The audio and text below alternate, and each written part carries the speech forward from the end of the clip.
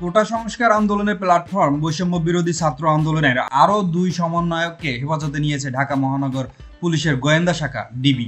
তারা হলেন সার্জিস আলম ও হাসনাত আবদুল্লাহ। শনিবার সন্ধ্যায় সার্জিস ও হাসনাতকে ডিবি হেফাজতে নেওয়া হয়েছে বলে জানিয়েছেন ডিবির অতিরিক্ত উপকমিশনার এডিসি মোহাম্মদ জুনায়েদ আলম সরকার।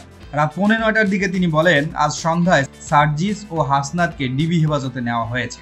এই দুজনকে ব্যক্তিগত নিরাপত্তা দিতে ও সাম্প্রতিক ঘটনাবলী সম্পর্কে তথ্য জানতে হেফাজতে নেওয়া হয়েছে। এর আগে 26 জুলাই বিকেলে রাজধানীর ধানমন্ডির গণস্বাস্থ্য নগর হাসপাতালে চিকিৎসাধীন আন্দোলনের সমন্বয়ক নাহিদ ইসলাম ও আসিফ মাহমুদকে তুলে নিয়ে যান সাদা পোশাকে থাকা আইনশৃঙ্খলা বাহিনীর একদল সদস্য।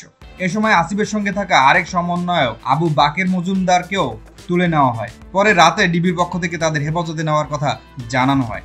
নাহিদ, আসিফ ও বাকের এখনো ডিবির হেফাজতে আছে।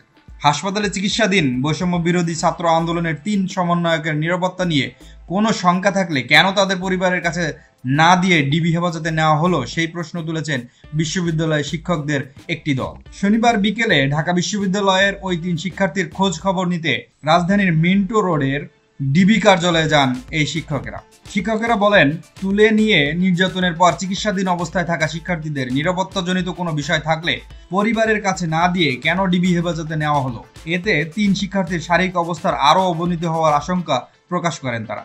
পাশাপাশি আন্দোলনের নেতৃত্ব দেওয়া এই 3 সমন্বয়ককে দ্রুত পরিবারের কাছে ফিরিয়ে দেওয়ার দাবিও জানান শিক্ষকেরা। বিকেল 4টার দিকে শিক্ষকদের দলটি মিন্টো রোডের ডিবি কার্যালয়ের ফটকে যায়। এ সময় ঢাকা বিশ্ববিদ্যালয় সহ বিভিন্ন বিশ্ববিদ্যালয়ে 12 জন শিক্ষক উপস্থিত ছিলেন। তারা বিশ্ববিদ্যালয়ের শিক্ষক নেটওয়ার্কের সদস্য বলে জানান। তারা ঢাকা মহানগর গোয়েন্দা পুলিশের অতিরিক্ত কমিশনার ডিবি মোহাম্মদ হারুন আর রশিদের সঙ্গে সাক্ষাতের জন্য ভেতরে প্রবেশ করতে চান। তখন ডিবি কার্যালয়ের অভ্যর্থনার দায়িত্বে থাকা পুলিশ সদস্যরা অনুমতি লাগবে জানিয়ে শিক্ষকদের অপেক্ষা করতে বলেন। শিক্ষকেরা প্রায় 20 মিনিট ডিবির ফটকে অপেক্ষারত ছিলেন। এরপর তাদের জানানো হয় মোহাম্মদ হারুন আর রশিদের একটি বৈঠক আছে, এজন্য তিনি শিক্ষকদের সঙ্গে কথা বলতে পারবেন না।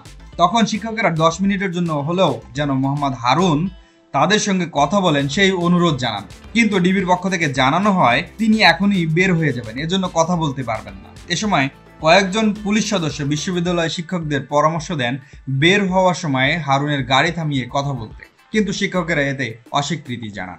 এরপর অভ্যর্থনা কক্ষ থেকে বেরিয়ে এসে বিকেল 4:30টার দিকে গণমাধ্যম কর্মীদের সঙ্গে ডিবির ফটকে কথা বলেন শিক্ষকেরা। এ সময় ঢাকা বিশ্ববিদ্যালয়ের গণযোগাযোগ ও সাংবাদিকতা বিভাগের অধ্যাপক গীতি আরা নাসরিন বলেন, আমরা জেনেছি আমাদের বিশ্ববিদ্যালয়ের 3 জন ছাত্রকে হাসপাতাল থেকে অধিকতর নিরাপত্তার জন্য ডিবির হেফাজতে নিয়ে আসা হয়েছে।